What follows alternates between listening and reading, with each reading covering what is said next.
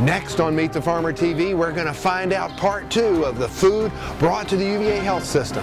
Meet the Farmer TV is made possible by Planet Earth Diversified, Melly Productions, and Leslie P. Jenkins Photography and Graphic Design.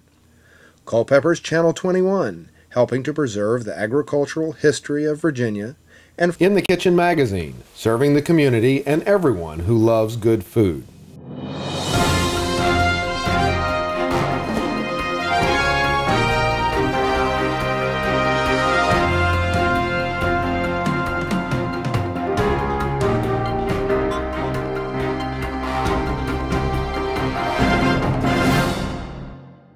Our client is completely supportive of what we're doing. She really asks us and pushes us to be more sustainable. Actually, the governor signed Executive Order 82 last year and really said that put the task on all state agencies to be more environmentally friendly. So the university side started a sustainability committee, and we followed suit, and we have the same thing, and we really try to find as many things, not just food-wise, but other ways to be more environmentally friendly, recycling and so forth. Well, that's great. Tell me more about what your plan is for this, the cafeteria, local food. You've got the food hub now, so the difficulty of getting from small farms right into your food system is kind of handled by that. They're doing the good agricultural practices. They're an inspected facility, and you've got liability insurance. It meets all the. Our food is kind of the contracts that we make with our food vendors that we purchase from is done by a company called Food Buy. They're the largest kind of consortium of food buying companies in the United States. About $300 million of contracted food service that they have and they buy. So it drives our prices down. They make contracts for years and so forth. But they gave us some flexibility to be able to go and buy locally if we could. Okay. So absolutely right that we can buy from the local food hub, and it meets all the requirements that Food Buy puts on us for safe practices when it comes to food safety. Okay. And so that's pretty important. That's feeding the hospital. Absolutely. Right? The most we get, we have multiple regulators that come in here and go through our hospital with Joint Commission, the State Health Department.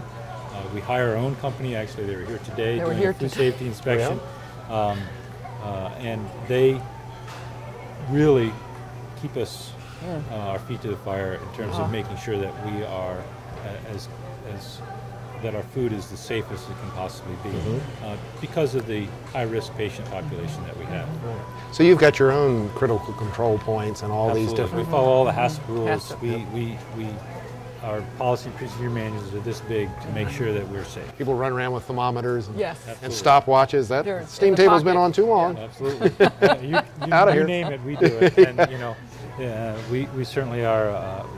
The local health department brings their students here, or brings their new employees here to learn how it's to be done. Well, that's great. So it's a good relationship that we have. So, and because of all those things, we demand that we get our products have to be safe coming in the door, and the local food hubs have definitely been able to help us with that. That's great. And that means that they're buying from farmers that are being able to do that. We hear a lot of people say buy more organic. Organic's okay to me. It's wonderful. I'd rather know where it comes from and know that I'm getting it from a safe farmer versus the organic stick tag. Right. So we don't begin to say that everything's organic. We put out some good information about the farms where we get the product, and we let people make their own choices that way. And now, it works. what if I'm a farmer and I've got a load of wonderful potatoes, and I need to somehow get them through the food hub to you guys because you guys want potatoes? How does that whole purchasing thing work? Well, I really leave that up to the local food hub. Alan and his crew over there have to make sure that it's safe before, and I trust him to bring me. So they present to you, this is the menu of what we have available locally. Every Friday I get a list of what he has available. Okay. And then I get to pick from that for whatever I have going on. So then the ag in the middle people out here in Central Virginia should contact the food hub, let them know what they have available. Absolutely. And then that'll get to you and your purchasing. There's a big push within Food Buy to develop relationships with the middle-sized farms, and they spent about 2 years developing that program to make sure that it's right, and to make sure that we're able to take advantage of it properly and keep it, for a lot of different reasons, transportation, price, all those things you think about getting food in the door. And I know that there's more to come with that, and we're about to roll out a lot more when it comes to that. So more information really to come with that. Yeah. The Ag and Middle program was a pilot. It was a pilot. They did it They did it in Kansas City area, in Ohio, someplace in Ohio. It was North Columbus. Carolina and North Maryland. Carolina, that's right. So it really will bring that middle-sized farmer back into the play. So this is a relationship with Food Buy and those farmers. It will be, yes. Absolutely. They're going to basically force the big produce houses to have a relationship with the middle farmer. Okay. Because that's been the issue in our minds, is that You never knew really where it came from. absolutely. You, They're you only got dealing- you got they're a dealing with the truckload mega of something, farms. but you don't Yeah. know where it came from. Absolutely. And it might be blended. Absolutely. Some from out of the You know, country. The produce company that I buy from, they say it's local. Local to them is Could maybe be. local to Richmond, but not to me. Right. My idea is 60 miles. So it's a process that we have to go through, but we are so much farther than we were 2 years ago. And, to the point where Alan said to us, well, how much tomatoes are you going to need this season? And my purchasing manager said, we need X, I don't remember. And when he got up off the floor, Alan said, okay, we'll see what we can do, And so we've become their biggest customer in terms of, so we were able to kind of treat it like a CSA and let them know, this is how much, if you can grow it, we will buy it. Well, that's a really good opportunity then, Yeah. because you've got other sources of supply, so you're not going to be upset if you're short. That's right. And you can just kind of fill in as that Exactly right. av- So we've availability shifted some of grows. our things that we would normally buy other places locally. Now tell me, tomorrow is the farm stand here? Every- Right here? Thursdays and Fridays. Every It's Thursday and actually Friday. in the cafeteria. In the cafeteria. cafeteria, okay. We have it in both cafeterias every Thursday and Friday, and it's been very successful. We've done it for 2 years now. People love it. I'm working on trying to make this a CSA drop-off site. There's a lot of demand for it. There's some bureaucracy you have to work through a little bit because we're a state agency, but the one thing that I'm trying to do is make it a benefit for the employees here, so they can actually have it as a benefit package and have it taken out of their paycheck if they want to Wow. join a CSA. Right now, people can put money on their badges, go through the cafeteria line, and so they can buy their local produce right here. We've had local eggs, local honey, local produce, so we're not limiting it just to fruits and vegetables. Well, that's great. Now, you do 4,000 meals a day? We do. And how many staff are here in this facility? UVA, the medical center employs about 6,000 people. So that 4,000 is certainly not all staff. There's certainly a lot of visitors. There's approximately 13 to 15,000 people. And that's walk through the 4,000 facility. meals in the cafeteria, not That patients. includes that- patients. Patients, Yeah, okay, That includes all food. We do a lot of catering as well. So you have somewhere between 6,000 and 10,000 individual demands for food every day. Sure. And the place is growing. Do you see all the construction around? The Yeah, new we had to go through all the buildings? cranes and. Yeah? Yeah, I thought we were in an economic downturn. Yeah. It doesn't look Yeah, like it not- right not here. Yeah. So that's great. That's 10,000 potential mouths to feed Yeah. in every day, and some percentage, even if only 10% of that That's becomes right. local, that's a big impact. It's a big impact. Well, we need to come back tomorrow and actually see Okay. this. It's, This it's farm not stand. as great grandiose as some of the farm stands out there, but it's ours and it's what we do with it. And people know it's there, and it's all local. So, Well, it's got to be interesting too when they get back in the elevator with their little bag Yeah. of local produce. Where'd you 'Cause get that? Yeah. You never see produce in a hospital. That's right. And really, because of what the amount that we purchase and what we charge is, you get the best deal in town right here. Uh-huh. You can't go to any farm. I mean, I suppose if you're buying directly from the farmer, you don't have any middleman, but So you're low markup. very low market. That's nice. Whole Foods has got nothing on us. Okay. So that's a benefit for the employees and Yeah, the it's staff. a service, really. It really is. Now, how does your staff, the kitchen staff, how do they respond to this? Is this a, I think oh it's great. man, I want to just drop the frozen Yeah. beans in the steamer. What are you doing making Well, me this- chop and peel yeah. these things? At this point, they're used to it, and Yeah. so they're fine with it. I mean, they've made some great things out of the products that we get. So I have some really talented people downstairs that cook here. That's so great. they have For a the lot of last fun. month, all of the squash and zucchini has been local. So Has it? they've had to wash and chop and yeah. But they're used to it. Now, who's this David guy? David Foreman is a manager of public relations here at the medical center, Uh-huh. and happens to be a big fan of ours here in the cafeteria. Comes in a lot, eats here every day, and I think he wanted to say a couple things. Okay, well, let's talk to David. Well, David, welcome to Meet the Farmer TV. Thank you very much for having us. So is this just a PR scam? You're just bringing in some local No, food to make it look good, or? It's something that, when Lynda, I believe, a couple of years ago was really excited. We want to do this. We want to have a farmer's market. Uh-huh. Well, why not? They want to get the local farmers to come in and provide the produce that employees and patients can come and buy when they're going through, whether they're getting breakfast, they're having lunch. It's here. You can pick it up. You can take it home with you. I mean, they're literally getting it from some of the farms that morning, Right. and it could be on your plate at home at night. And they're using some of it in what they're preparing for our patients and for our employees. And so if we can do more to support the local economy, support those farmers, I mean, we all live here. Maybe it opens the eyes of people who work here.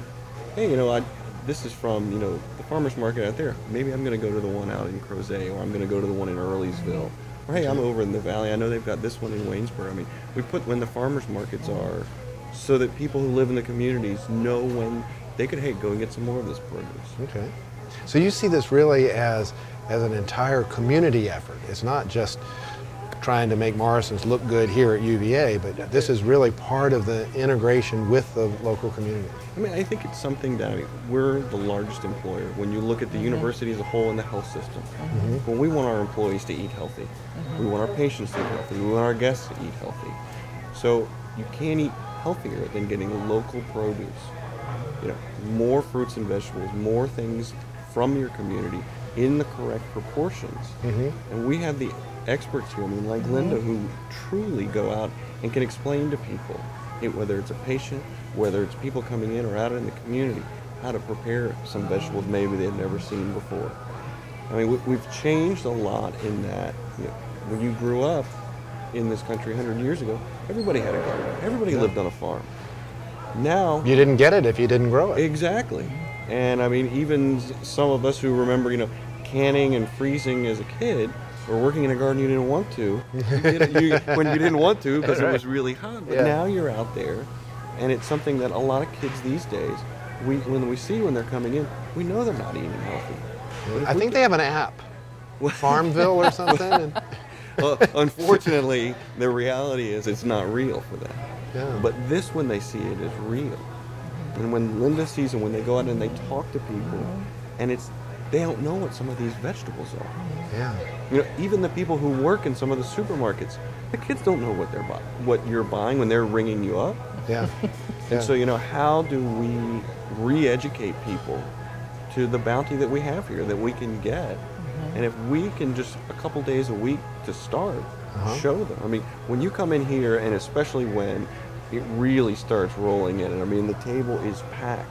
You come in here at lunch, and it looks like it's picked clean, and it was full. I mean, there are bushels and bushels of apples and peaches, blueberries, zucchini. I mean, the tomatoes are phenomenal. If you wait until late to try to come pick something up, not there. chances are you might get some onions and potatoes, and that's about it. So, I mean, that's a great thing and a testament to people will buy it. It's convenient. It's here for you. I can pick my lunch up, Yeah. and I can pick up the vegetables that I'm going to cook tonight. Right. Or, I mean, I'm picking up the Get eggs. some that they fruit, brought eat in. the rest of the afternoon. You do, and it really, our employees like it. Even the patients come in, you see them going out with little bags.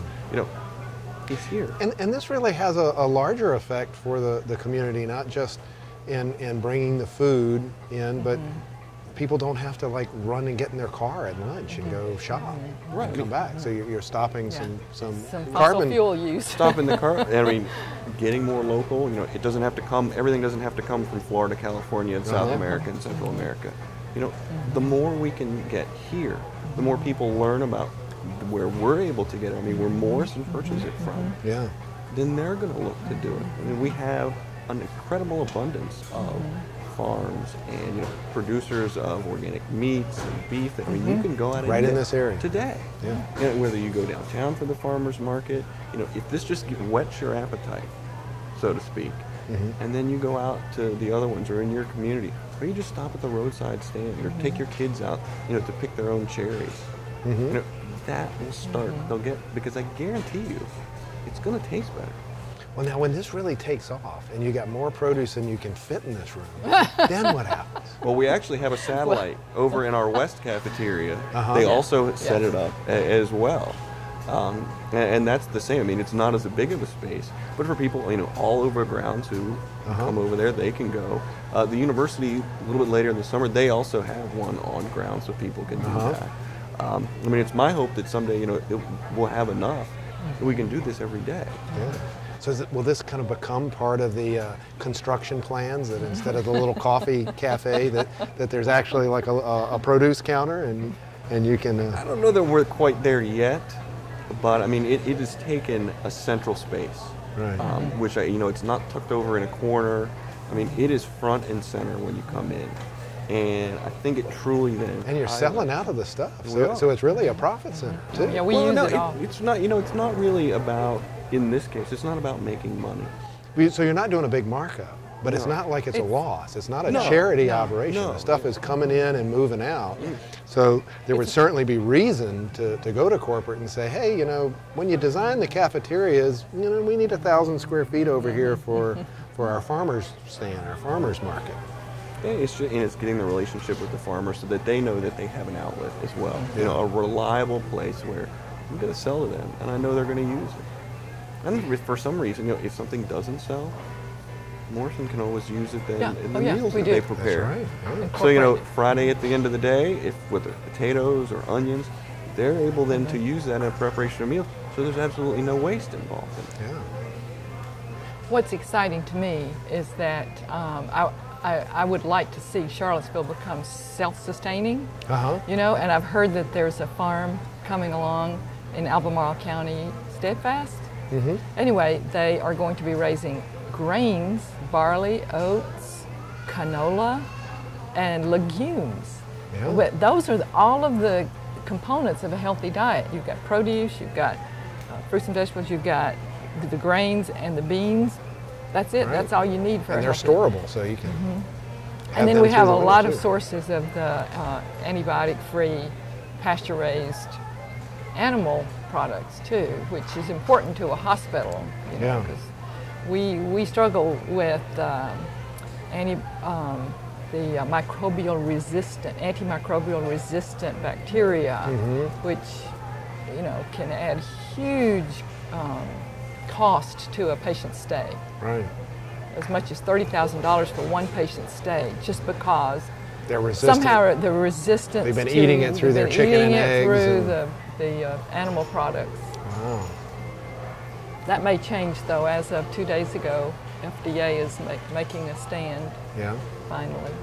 I mean, and one of the parts that, and Morrison really has partnered with the university on this, is in the cafeteria when you go through, and we kind of piloted in our West cafeteria, each dish has a little label that tells you the nutritional value. So if you get a serving of fresh fruit, you know how many calories it is, you know what the sodium level is, you know, so you can look at that. I mean, they identify, you know, what you should eat maybe every once in a while. You know, everyone's going to indulge, and yes, you're going to have that fried chicken as opposed to the baked chicken. Right. But, you know, you're going to balance it out. If you get the salad, this is what it's going to have in it. You know, if you get the baked fish. So, I mean, they're looking to better educate so that when people come through, they can make healthy choices. And so you say, okay, well, I want to have more fruits and vegetables. So by doing that, it's oh, and look, here's some more fruits and vegetables that I can pick up and get home. So by doing that, I mean, you've got to start, because I mean that's one of the biggest challenges we face, both as an organization, as a community, and as a nation, is 4 of the 6 major diseases are related to obesity and the way we eat. And it used to not be that way. Because the healthy food's not always convenient. So you're kind of making that more convenient. So, well, let's talk to the chef and find out how he does that. So here we are with Chris. You're the chef that turns all of this stuff into great meals. 4,000 meals a day? In that neighborhood. My goodness. 4,000. Now, how did you get involved with the local food? Did they bring you a bunch of stuff and said, hey, we're taking away your frozen beans, no more potato flakes, you got these dirty spuds, you got to scrub them and peel them? Kind of. Yeah. As a company, Morrison, we decided we really wanted to deal with with local farmers and to be more sustainable and things of that nature. So we really try to purchase everything we can locally. We try not to use any frozen vegetables. There are some we have to use just for ease and convenience. With so many people that we feed, it's really hard to take corn kernels off the cob. You know, if you just want regular corn, green beans, and carrots are probably those are the only 3 things we use that's frozen. Everything else we try to get fresh, and then on top of that, we try to get everything else as local as possible, depending on the seasons. Well, that's wonderful. So. Now, what's the biggest difference you've seen? Lynda's talked about flavor, and we've certainly seen the clientele seems to have a real positive response of seeing where it comes from. And Just the quality of the food, the flavor. You can just tell when kale that came from a local farm and frozen kale, totally different. It just looks brighter, fresher. Anything that we do that's local, you can just tell. You can walk out in the cafeteria and see what the local. So it makes your job easier. It does make my job easier. So more washing and peeling and chopping, yes. but easier to create that culinary experience. And some of the cooks, they complain sometimes. You know, you go out there with 2 or 3 huge boxes of kale and say, you know, we got to chop this up and wash it, and they're like, oh boy. But you know, in the end, they do it and they really enjoy it. Well, that's wonderful. So. Yeah. And then it sells out faster than anything. Yeah, sells out faster. It's gone. Like today, we had the local potatoes on there, and sold out. And tell me, how'd you cook the local potatoes? We cooked them with some rosemary and some garlic, salt and pepper. Pretty basic. Just cut them in half and roasted them. Wow. Delicious. Roasted potatoes, and they're just all gone. So tomorrow, will there be some of those potatoes in the farm stand that people can take home? You know, we'd have to ask Dale, because I'm not 100% sure what's coming in on the farm stand tomorrow. Dale's the purchaser. He deals with that. Okay. Did you give out little recipe cards so everybody can we're do it at working home? on that right now. We've discussed that in a couple of our meetings to get some basic recipes where we know we'll have the products every week. So. We need more cooking classes. We need more culinary demonstrations, like at the farmers market. I mean, the Saturday one. Yeah. We need to do them more here, because people have forgotten where the kitchen is. Right. You know, need to rediscover the kitchen. So is that something you're looking at doing? Is expanding your nutrition department? I have ideas training? about it. Yeah. Oh, good. We'll come back next year to see Lynda's cooking classes. No, I'm working on a product where you would buy the ingredients of a meal and then go home and cook it. And so you have that pleasure, I call it domestic joy, of preparing food in your home with your family, and the aromas, and you know. Well, that's great. That's one of the things we've been trying to work with on Meet the Farmer TV, is actually give you a box of food and a DVD, and you can see where it came from, what's going on, and actually see some of the demonstrations of how to prepare it. Right. So it becomes a whole educational experience. Sure, yeah, that's what we need. And people like kits like that. You know, it helps them to. Well, tell me, did we miss anything that's really special, the work you've been doing here? Well, we're trying to do more and more with the patients. Do the patients even know that they're getting local we're food? working on that. They don't? It's a training program for the servers who will need to, first of all, buy in and be excited about the fact that the food's local. When they take off, they look like waiters in a fine hotel with their black and white outfits. When they take off that cover to say, and this was raised on the Kritzer farm 30 miles from here or whatever. This is a local item, enjoy. But they need to be excited about it, and that's a step in our program that we're still working toward. It's been a long time since I've been in the hospital, luckily. When I was in the hospital, I don't remember food even looking like food when it came on that tray. It was all kind of like pureed and mush and Jell-O. There was a lot of Jell-O. Yes. Well, that sometimes is ordered by the physician. But our ultimate goal is to obliterate the term hospital food. Okay. It's gone. That people go. Even now you hear some people say, well, this is great for hospital food, but just even that little phrase. Food, yeah. We do hear that a lot. Yeah. So. Well, we'll have to come back and get some of those. And actually follow a meal. Let us make more progress and then. Yeah. Well, what I'd like to do is actually see us, we'll do some stuff at the farm. Or at the farmer's market and into food hub, and then actually follow it through the kitchen and show some of these issues you have. Like, well, we got to chop this kale. Should we do that? Yeah. And then show and then get some of the reactions of the clients, either patients or staff, customers. Sure. Yeah. Because there is a huge amount of progress to be made out of an institution like this. Yeah. I mean, hospital food is a $12 billion a year industry. That's a lot of food, a lot of power, a lot of change in our food system. I call it re-regionalizing, right? Like it used to be. So you're working on a community value system, a food system that helps keep the agrarian community. And we're really lucky here in Central Virginia. We're kind of in Jefferson's little garden here. Yeah. And you've got the opportunity now to not just make hospital food, but actually make palatable, exciting food and see people happy. He can make history obliterating the term hospital food. I think all of us in patient services and in the production side, we work hand in hand to try and take the food to the next level. And I think, we've got no place to go but up because everybody thinks hospital food is so bad. And as soon as you get that straight, we'll get you on the airplane food. They still have airplane food? You got to pay for it now, so then you can vote with your dollars. I want the local meal. There you go. Well, thank you for joining us for another Meet the Farmer TV. And you've seen how local food has come to the University of Virginia Hospital, how Morrison's and the Compass Group are working for sustainability, and how you, as either a staff member or a patient at the hospital, might be getting food grown within 60 miles in Charlottesville, Virginia.